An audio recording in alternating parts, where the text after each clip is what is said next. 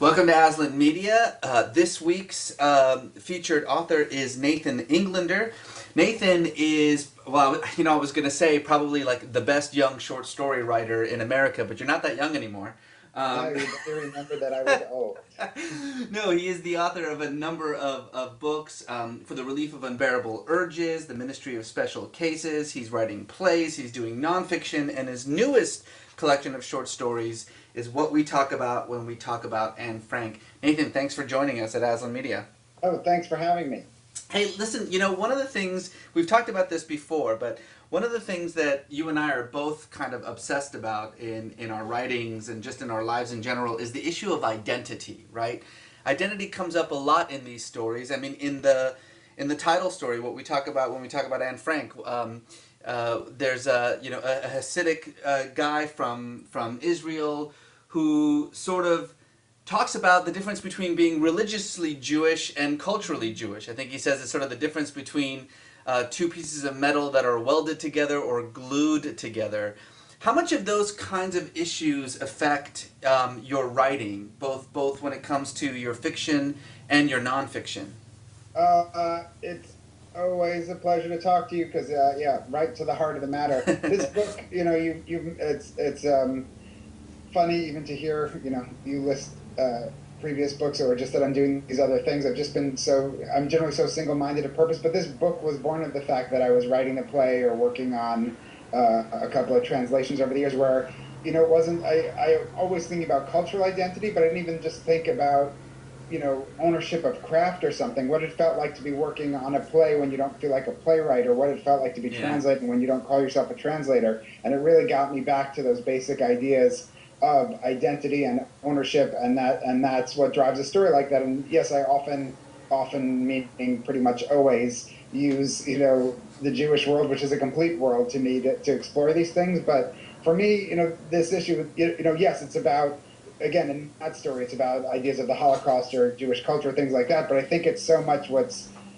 grabbing America right now, this idea of people taking ownership of things that can't be owned, and that obsesses me. I don't know why. We already talked about how old I am, but like I'm a grown man, and this idea that I can't handle that everybody's not clear thinking in the world, or that it's not a just place. But so much about we rest, these terms, I guess, just being sort of obsessed with American politics, but this idea of if who gets to claim to be a patriot, or who gets to define or claim the ownership of marriage or religion or God, it's just endless. I'm just amazed at the ease with which certain people feel comfortable. I can't even decide what socks to put on in the morning. That people in this country feel really clear to say, I own these things and I define these things. And for me, the way I grew up, and it's a subject that really obsesses me, is the memory of the Holocaust. And that's something where I feel like, again, people deciding how there's this specific thing that is undeniable that happened in history, this, fact, this genocide, and then there's how people remember it, and then there's how people implement it. I think you and I could use the rest of it. I just say BB, you and I will go up for the next 10 minutes on it. But that idea, having lived there for his first, this idea of Israel, whether for me, which is loaded, are you going to be a military superpower, or is it going to be the shadow of the Holocaust? And the way Right. these things can be used to make political decisions, again, obsesses me. But story needs to be about character, about human beings. And in this case, I boil it down. It's two couples in a house, really just discussing, who they are.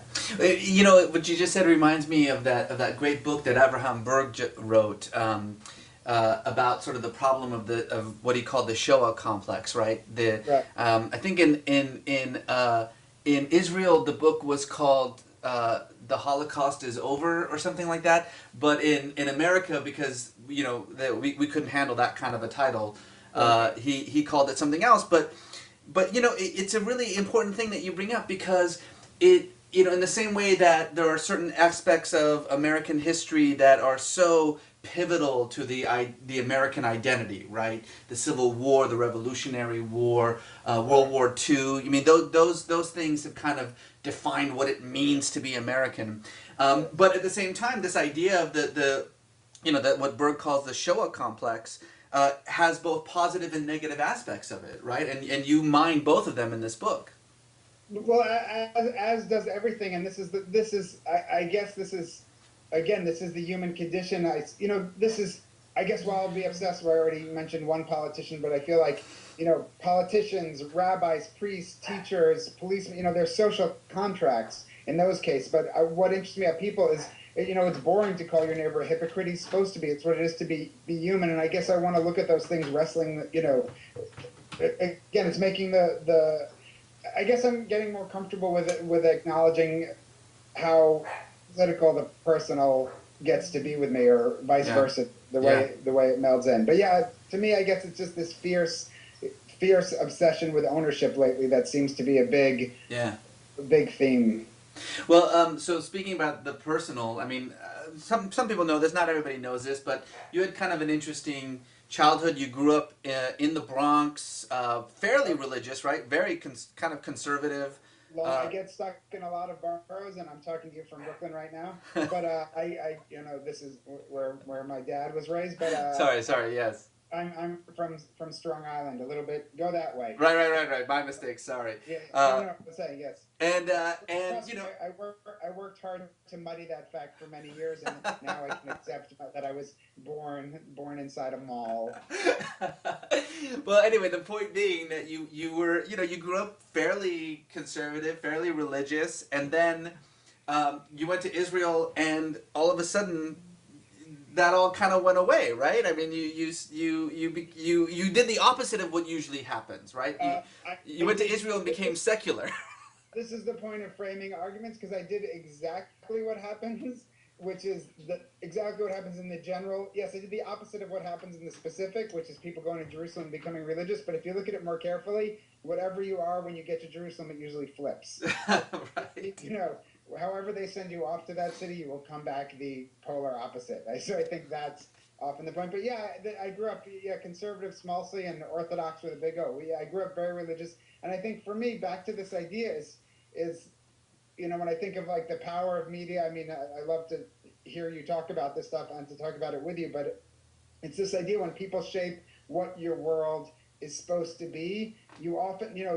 that's the idea of people really trying to frame a world and saying this is your universe and this is how you have to live. And and I grew up in this world thinking, oh, I need to be religious in this way and live life in a community in this way, and I thought I will just be unhappy. But I didn't know anything else, and I didn't know a person could make that leap, and I didn't find the connection when you meet someone. And again, I feel like these are all such big American things about bridging these divides. Is like people need to spend time with other people. You can't in a quick meeting with someone who's so different. I wouldn't meet a utterly secular, disconnected Jew and think, I can see myself in that way. There wasn't, in those interactions, there wasn't enough for me to see myself living another Yeah. reality that way. But when I got to Israel, it was the first time I saw, truly atheistic Jews that were culturally Jewish. I never, I was raised, religion is religion. I didn't understand religion as culture. Yeah. But what really happy is living life where religion is culture, and that's what I saw in Israel in Jerusalem. Really, it was, that's what I saw in that city. Let me ask you this question: where do you feel more Jewish, America or Israel?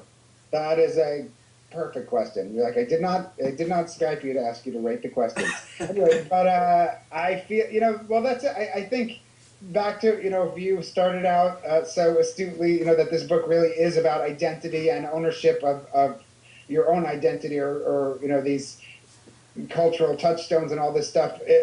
The other thing, I guess, is really this sense of otherness, which I always feel. I think it's in every book, because you don't end up writing fiction for your life if you didn't feel other, from the moment that you were like a sentient being. But I think this idea where I'm many generations in this country, but was raised, always felt Jewish growing up. That's what I was raised to feel. But this sense where my family's so deeply, I call us Mayflower Jews. We're so deeply American, but I was raised to feel other here. And I think, I think those years of me living in Jerusalem, I think they were central to my understanding of self, because it was the first time I stopped being Jewish and got to be American. And that's Right. I never felt, even what it is to be in dominant cultures, and, why we need to fight for, just equality everywhere, because this idea is like to make room. What it is, to make a democracy and to live in a pluralistic society is to make room for all these Yeah. others. But it was a really interesting thing as a Jew in America. It was really, and in New York where you don't feel like such a minority, but nonetheless as a religious kid you still do.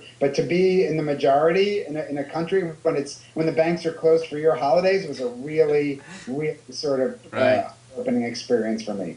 Okay, last question, and this one kind of goes to the heart of a lot of the things that I as a writer deal with. So you, besides your great fiction, you've done this new translation of the Haggadah, the New American Haggadah. It's the one that's edited by Jonathan Safran Foer. For those unfamiliar, of course, we're talking about essentially the Passover story, the Exodus story that is read during Passover. The question I have for you is this: that's labeled as nonfiction. And Yeah. I don't mean this. I don't mean this as a person of faith. I'm not asking this question with regard to faith. I'm asking it with regard to, as a writer. What is it like to sort of think about that story, the writing of that story? Because when you're translating something, you're creating it. Let's just put it out there. I mean, I it's won't take ownership of that, but I get you. yeah, Yeah. okay. So the idea that what you've done here is sort of understood and labeled as nonfiction, as opposed to, let's say, the short stories that you write, that some of which are quite clearly deeply influenced by actual people and things that have happened, is labeled fiction. Yes.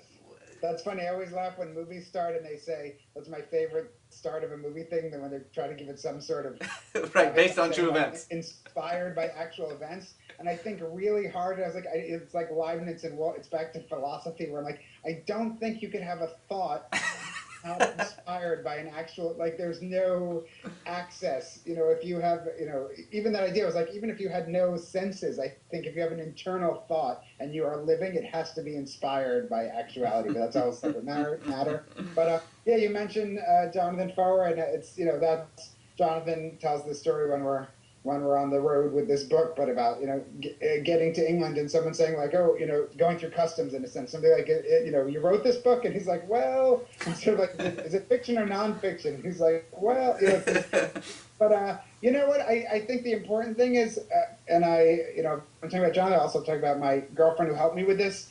Taking a book that's a religious book out into the world, it was so interesting for me. The number of people who brought back, who wanted it to be the way back to wanting. See, this again, this brings it all home exactly what we've been discussing. But people wanting it to be the way they experience the world.